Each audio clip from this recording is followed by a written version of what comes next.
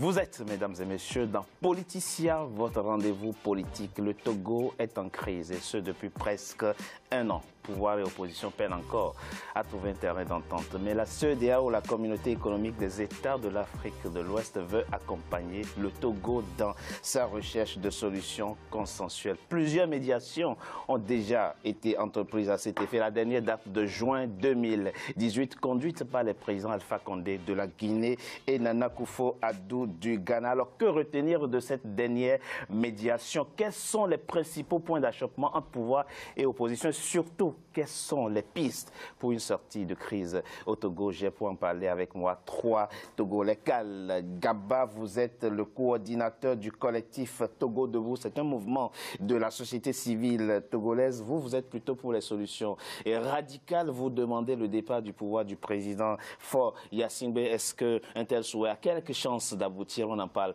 au cours de cette émission. Merci d'avoir accepté notre invitation. Ce n'est pas de la radicalité, mais c'est simplement la volonté du peuple. C'est la volonté du peuple, dites-vous. En tout cas, on en parlera au cours de cette émission. Abbas Kaboua, vous êtes le président du mouvement des Républicains centristes.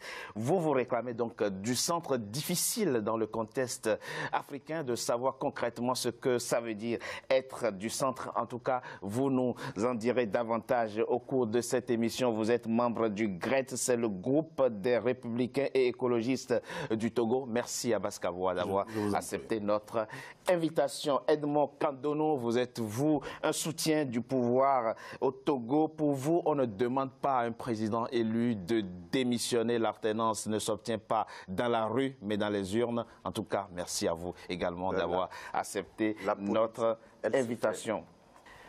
Alors, quelles sont les principales recommandations à retenir de la dernière médiation conduite au Togo par les présidents Alpha Condé de la Guinée et Nana Akufo-Addo du Ghana? Élément de réponse dans ce sujet de la rédaction signé Aïssatou Beslan Diamanka.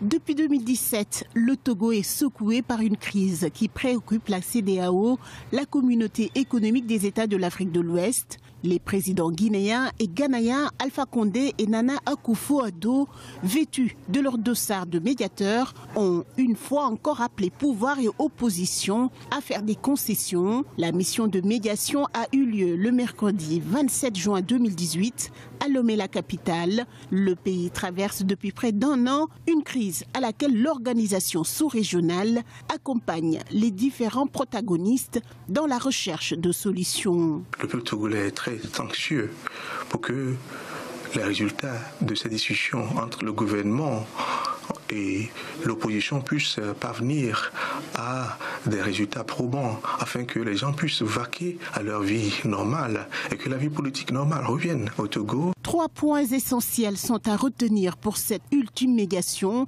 la libération des personnes arrêtées durant les mouvements de contestation, la levée de l'interdiction à manifester pour toutes les villes et surtout pour les villes comme Bafilo, Sokodé et Mango qui n'avaient jusque-là pas le droit de manifester. Le Parlement, dont le mandat arrive à terme le 19 août 2018 selon la Cour constitutionnelle, pourra également poursuivre ses travaux. Les préparatifs des élections prévues fin novembre 2018 restent suspendus selon le communiqué final, mais la CEDEAO reste confiante.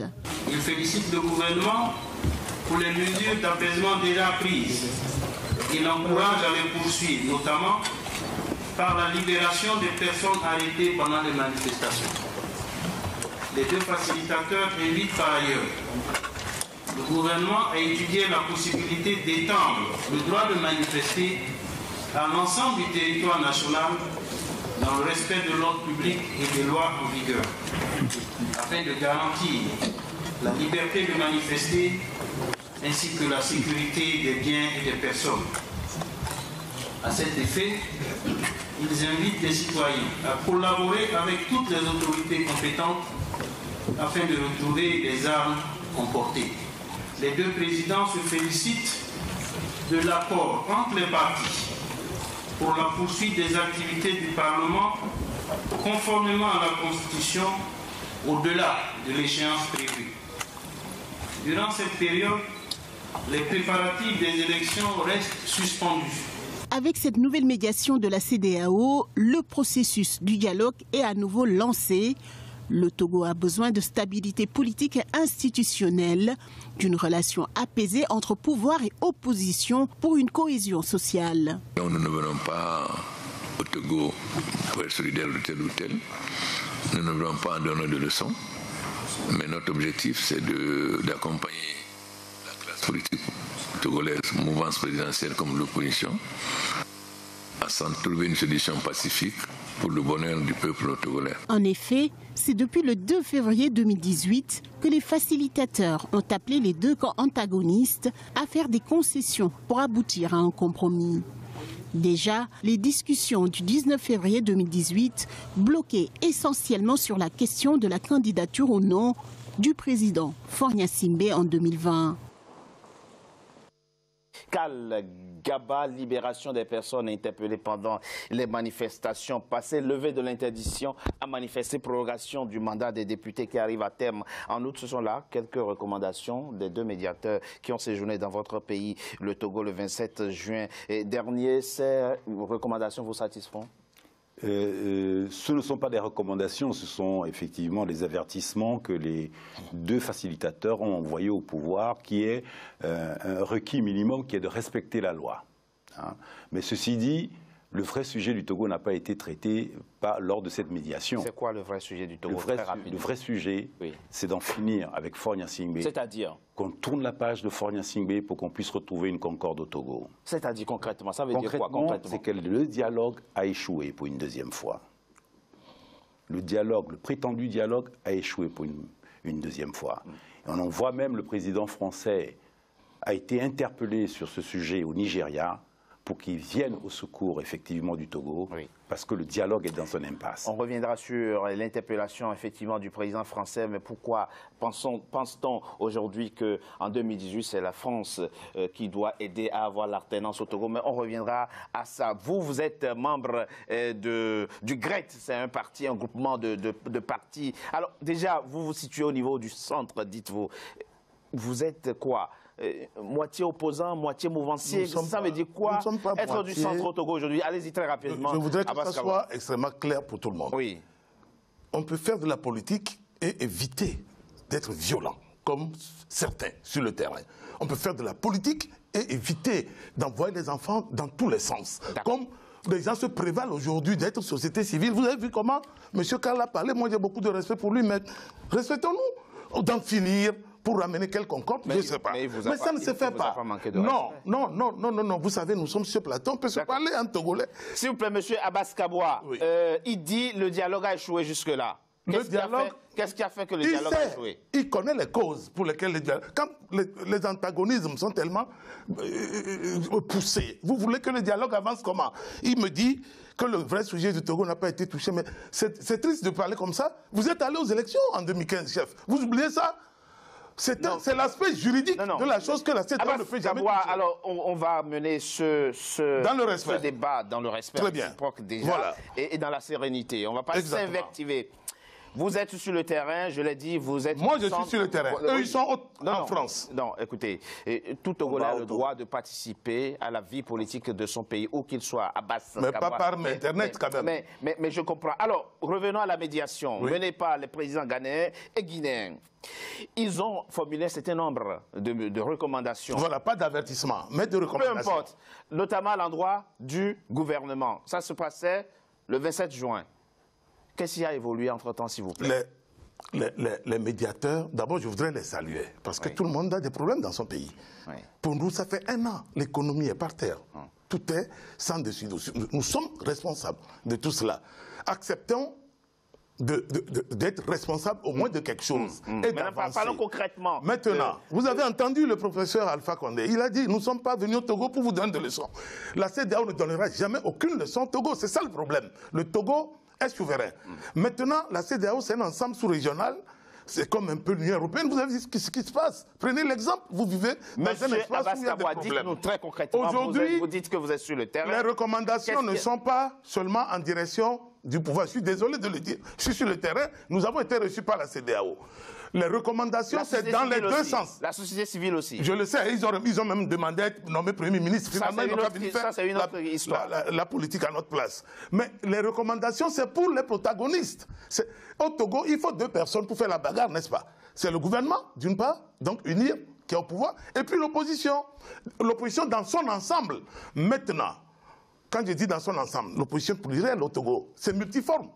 Oui, ceux qui veulent aller avec la violence, là, ne sont pas radicaux. Monsieur Kaboua, vous dites les recommandations formulées par les 2 facilitateurs s'adressent aussi bien à l'opposition qu'au pouvoir. Et au Togo, c'est vrai qu'on demande à l'opposition d'accepter que le mandat des députés qui arrive à terme, en outre, soit prolongé et que effectivement... Non, on ne demande pas à l'opposition. C'est-à-dire la CEDEAO demande que... les députés restent c'est pas l'opposition. Que l'opposition accepte. L'opposition accepte quoi? Peu importe. Dites-nous, vous nous expliquez que effectivement ces recommandations sont adressées aux 2 camps et je vous demande qu'est-ce qui a évolué en temps. Je vous situe déjà à peu près, je vois déjà où je peux vous situer. De votre côté, qu'est-ce qui a évolué entre-temps? Non, de notre côté, comment avez-vous accueilli ces recommandations? Pour une fois, ce qui nous a contacté au GRET, sans parler de mon parti évidemment, ce qui nous a contacté, c'est parce que les discussions ont été directes. C'est ce que nous avons proposé à la CEDEAO. Faites du direct à direct. Ce qu'on appelle... Comment avez-vous reçu ces recommandations? Vont-elles être appliquées telles que formulées par la CEDEAO? Mais oui, ça va être appliqué. Ça va être appliqué. Il n'y a pas de raison. Y a-t-il déjà un début d'application? On demande la libération des personnes. Il y a déjà un début d'application. Exemple concret. Mais oui, les manifestations sont autorisées dans les villes et cités. Dans les grandes villes. Ah oui, c'est cité. Bon, le gouvernement parlait des armes. Mais attendez, il faut retrouver également ces armes-là. Mais maintenant, c'est au gouvernement d'assumer et d'assurer la sécurité des manifestants. Aux manifestants de respecter également les lois et les règles du pays. Ça, c'est clair.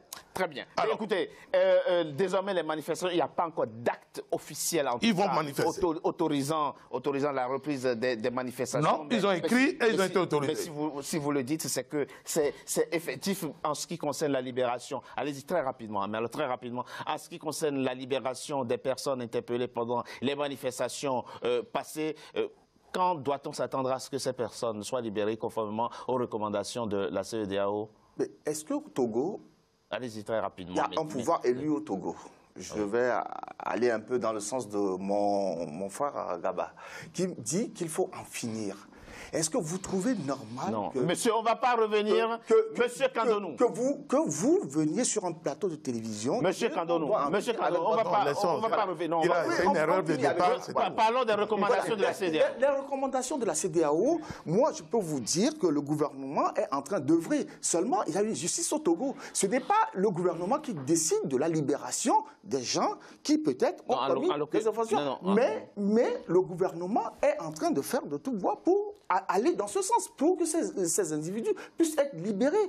Voilà, ce sont des Togolais. Et le gouvernement togolais, M. Togbe, s'il vous plaît, le gouvernement togolais a depuis longtemps abordé dans ce sens. Dans ce sens, quand, en août passé, au début des manifestations, allons-y à la genèse. Est-ce que le gouvernement avait interdit ces manifestations au début? Non, on ne va pas... Écoutez, monsieur Kandonou, je vais vous expliquer. On ne va pas remuer les plaies ici.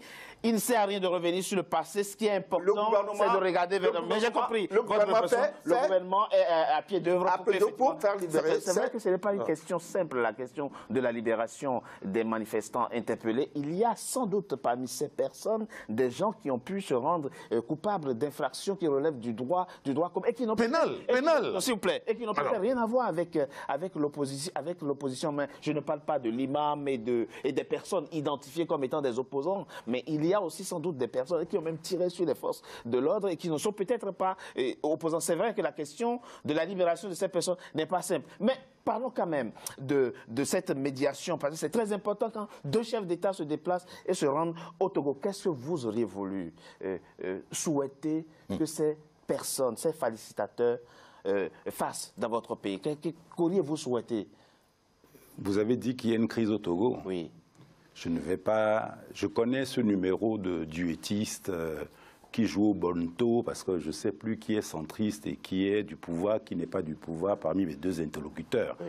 Mais vous avez vu la véhémence avec laquelle vous avez vu la véhémence avec laquelle les propos qui sont les miens, des propos qui respirent la volonté du peuple. Pourquoi nous sommes en marche depuis le 19 août?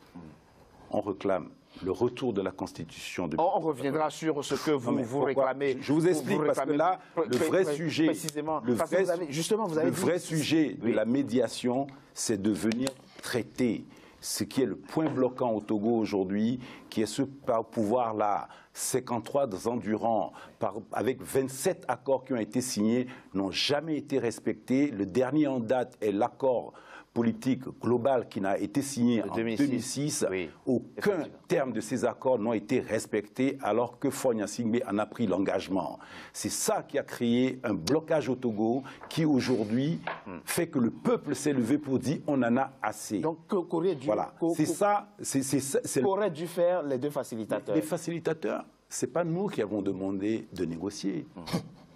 C'est le pouvoir, vu l'intensité, la volonté du peuple dans la rue qui disait que Faure doit dégager, qu'ils en avaient assez, et le pouvoir, toujours dans sa manière de fonctionner pour faire du dilatoire, a réclamé effectivement une paix des braves autour d'une table de négociation. Pour parler de la sortie de crise. Oui, voilà. Et cette sortie de crise passe par le fait que les accords politiques devaient être respectés. Ils ne l'ont pas été, puisque Faure est devenu illégitime parce qu'il n'a pas la parole, il n'a plus la confiance du pays et que le pays actuellement est vraiment sous l'eau, le pays est totalement ruiné, le pays est en train de gronder pour éviter l'inévitable. Effectivement, nous avons accepté. Donc vous attendiez des deux facilitateurs qu'ils viennent demander que l'accord de 2006 soit respecté. C'est bien ça si je résume. Le pouvoir cherchait une porte de sortie. Nous, Togo Debout, malgré ces négociations-là, je ne vais pas vous cacher que nous, on n'est pas partie prenante de la négociation. Mais on a vu, la société civile a été rencontrée. Laissez-moi quelques instants pour vous expliquer monsieur la perception qui fait la différenciation entre moi et les interlocuteurs. Au Togo, pour nous, Togo Debout, pour la résistance togolaise, on n'est pas en démocratie. On est dans un système qui est une junte militaire, une dictature qui perdure depuis 53 ans, et cette dictature, pour nous, n'est pas réformable. Monsieur Togo, le président Alpha Condé dit, s'il vous plaît, le président Alpha Condé dit, le président Alpha Condé dit, et ça fait partie des propos. Attendez, donnez-moi 30 secondes. Donnez-moi, vous allez comprendre un peu mon propos. Donc, nous ne sommes pas dans une démocratie au Togo. Nous sommes dans une dictature, et face à cette dictature-là, pour nous, nous sommes dans une lutte de libération du peuple togolais. D'accord. Le président et la libération du peuple togolais passe effectivement par la légitimité de la volonté du peuple. Et le peuple dit aujourd'hui, on en a assez de la famille Gnassingbé, on en a assez du RPT. Mais pourquoi parlez-vous de peuple? Parce que je parle du peuple, parce que c'est nous. Vous êtes ridicule. Pourquoi nous sommes en exil? Vous n'êtes pas exilé. Il est le seul. Pourquoi nous sommes en exil? Vous êtes deux, s'il vous plaît. Nous sommes en exil parce que... Vous n'êtes pas un exilé. Le président élu des Togolais, qui s'appelait Sylvanus Olympio, a été assaisiné par le fort père de Faure Gnassingbé. Mais je l'ai dit tout à l'heure, on ne va pas revenir. Les conséquences de cet assassinat, les conséquences de cet assassinat, c'est que c'est installé au Togo une junte militaire qui, 53 ans durant, a capté le pays, ruine le pays. Le président Alpha Condé a dit, M. Gaba, oui. Aujourd'hui, le Togo est dans une situation où si tout le monde veut avoir ce qu'il revendique, on ne s'en sortira pas. Ça, c'est clair. Mais vous savez, le communiqué des facilitateurs ne lit pas nous, Togo Debout. Hein. Je vais vous dire la vérité. Vous ne vous reconnaissez pas. Vous ne vous reconnaissez pas. Le communiqué ne lit pas Togo Debout, ne lit pas les Togolais, dans la mesure que le vrai sujet n'a pas été abordé. Le sujet n'a pas été abordé. Abbas Kaba, très rapidement. Mais alors, avec calme, monsieur Rédité. Oui, avec beaucoup de calme. Monsieur Gaba, vous montrez que vous me connaissez. Non, il me connaît la réalité du Togo. Je n'ai pas encore posé ma question. Bon, posez, s'il vous plaît, allez-y. Ma question, c'est... Plusieurs médiations ont déjà été entreprises dans votre pays. Qu'est-ce que le pouvoir en place a fait, selon vous, pour décrisper l'atmosphère politique dans votre pays, le Togo? Tout à l'heure. Quelques éléments concrets. Oui, non, je vais aller... Vous constituez un peu... Moi, je suis un acteur politique du Togo, hein, et non des moindres. En 2007, si M. Gaba connaît bien le Togo, le Premier ministre s'appelait Madje Agboibo, n'est-ce pas? Il avait en charge, dans ses mains, vous pouvez me laisser? Vous pouvez me laisser? Monsieur Kabwa, on ne va pas revenir en 2007. Moi, je ne vous ai pas coupé. Monsieur Kabwa. Vous me respectez, je vous respecte. Nous n'avons pas assez de temps dans cette... Il a exécuté le premier chapitre de l'APG. Il a exécuté le deuxième. Mais oui, le troisième chapitre. Agboibo, un jour, n'a qu'à nous faire le bilan. Qu'est-ce qui l'a empêché de solder cela? Aujourd'hui, on le voit dans la rue. C'est pas grave. Maintenant, vous avez dit des choses qui m'ont fait... Monsieur Kabwa. Qui m'ont donné Monsieur Kabwa, Abbas parce Kabwa. que vous dites que ça ne vous concerne pas. Qu'est-ce que vous êtes allé faire à la CEDEAO, puisque vous avez été reçu le même jour que nous? Je voudrais redéfinir le cadre de ce débat. Mais oui, alors, il faut que ça soit clair. Il raconte du n'importe quoi et vous le laissez. Écoutez, c'est pas normal. Ils ont réclamé... Écoutez, vous n'avez plus la parole, monsieur Kabwa. Vous n'avez plus la parole. S'il vous plaît. Alors, nous allons veiller à ce qu'on n'invective pas l'autre. Il n'y a pas de... Notamment avec... Il n'y a pas de... le droit, non. S'il vous plaît, voilà. on va mener le débat dans la sérénité absolue. Je termine donc, voilà. calmement. Si vous prenez, quand vous prenez la parole, vous exprimez votre point de vue. Il a le droit d'exprimer son point de vue et il a le droit de penser différemment que vous. Il a parlé du peuple. Monsieur Kabwa. Je respecte cela. Voilà. Il ne doit pas être invectivé. Je crois qu'ils ont leur peuple. Tout le monde aujourd'hui au Togo a son peuple. Monsieur Kabwa. Je voudrais que tout le monde le sache. Je vous ai vu à la plage à côté du peuple. La question. C'est la plage qui est le peuple. Je vous ai vu là-bas. Une partie du peuple, oui. Très bien. Vous avez vu que vous n'êtes plus. Monsieur Kabwa, est-ce que vous m'écoutez? Vous l'avez vu. Alors, une partie du peuple. J'exige quand même qu'on se discipline, s'il vous plaît, dans le Moi, je suis discipliné. Bon, alors, vous avez posé une question. Pouvez-vous, vous qui êtes sur le terrain, vous réclamer effectivement des acteurs politiques les plus importants du Togo? Je vous ai demandé pourquoi les dialogues précédents ont échoué. En l'occurrence, qu'est-ce que vous, le centre et le pouvoir, ont fait de façon concrète pour que le dialogue aboutisse, pour que la situation soit dispensée dans votre pays? C'est la mauvaise foi. Cette mauvaise foi, aujourd'hui... Vous voyez que vous ne répondez pas à ma question. Mais c'est ça, je réponds. Vous oui, c'est la mauvaise foi des acteurs politiques. De quel acteur politique? De tous les bords. C'est pour cela, quand j'ai démarré mon émission... Moi, je vous demande les mesures politiques, les pas politiques, des faits politiques qui ont été posés dans le sens de la décrispation et vous commencez par parler de mauvaise foi. Vous avez dit, oui, dans un premier temps, qu'est-ce qui a bloqué tous les accords passés. Ça c'est passé. Voilà. C'est là où je parlais de mauvaise foi. Maintenant, donnez-nous des exemples. Maintenant, vous dites que... Qu'est-ce qui a été fait? Depuis, les gens ont réclamé la libération des prisonniers. Une bonne partie a été faite. Ça a été constaté. Des enfants ont été libérés. Mais maintenant, il y a des faits graves qui relèvent du pénal. Mais il faut aller jusqu'au bout. Ils sont allés même plus loin. Nous, on ne s'attendait pas à cela. Ils ont libéré même les enfants qui sont arrêtés dans les histoires des marchés de Lomé et de Kara. Moi-même, je suis en attente de ce procès-là. Moi-même, qui suis... D'accord, libération, je retiens, libération de certaines personnes. En tout cas, la médiation demande encore que ça les autres soient libérés. Maintenant, c'est à nous de voir, y compris la société civile, qui doit pleinement jouer son rôle. Qu'est-ce qui relève du pénal et qu'est-ce qui relève de la politique? Ça, on l'a déjà dit. C'est extrêmement important. On l'a déjà dit. Bon, si la CEDEAO demande la libération... Les manifestations dans les villes assiégées sont désormais levées. Bon, quoi encore? Moi, je vous parle du passé. Je vous dis, avant la dernière médiation, si on fait le point de la situation politique tout globale, qu'est-ce qui a été fait? Je ne vous parle pas de maintenant, après Alpha Condé. Je vous parle de ce qui a été fait avant. Mais avant, il y a eu des libérations. Il y a eu des libérations. Ah oui, il y en a eu. Très bien. Mais en tout cas, en l'occurrence, il n'y en a pas eu assez. C'est pour ça que la CEDEAO demande la libération, en tout cas, des personnes encore incarcérées. Voilà, oui. Et en ce qui concerne le dialogue direct avec l'opposition? Oui, mais le dialogue direct, ça consiste à quoi? Monsieur Gaba vient de le dire. Il dit que c'est le départ de Faure Gnassingbé. Monsieur Gaba, les yeux dans les yeux, disons-nous la vérité. Il ne fallait pas aller à l'élection de 2015. Je le répéterai toujours, ça peut me coûter tout. Bon, mais il ne fallait pas, c'est ça qui nous a plombé. J'ai bien compris. Mais avant de venir à vous, monsieur Gaba, j'ai cru comprendre. C'est ce qui nous a plombé. Entre-temps, puisque l'élément ne sait pas, vous aviez émis des conditions pour aller très rapidement, pour aller au dialogue, vous aviez émis des conditions notamment... Disons, le C14 a émis des conditions. La coalition des 14 partis, notamment la formation de... Remettez bien en place les enjeux, c'est que c'est le pouvoir qui est en train de discuter avec la coalition des 14 qui représente l'opposition togolaise. La société civile, la société civile n'est pas partie prenante dans le dialogue qui est en cours actuellement. Elle est tout à fait solidaire, mais elle est solidaire justement du combat de l'opposition. Absolument, ça je peux estimer que... Il avait été émis l'idée d'une formation de gouvernement de transition.